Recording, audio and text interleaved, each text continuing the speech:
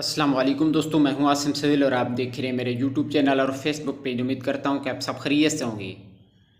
अल्लाह पाक आप सबको अपनी हिफ्ज़ व अमान में रखे। दोस्तों, आज की इस वीडियो में हम आपको हाई ब्लड प्रेशर का एक छोटा सा और मुख्तसर सा इलाज बताएंगे जो कि बहुत ही मौसर है।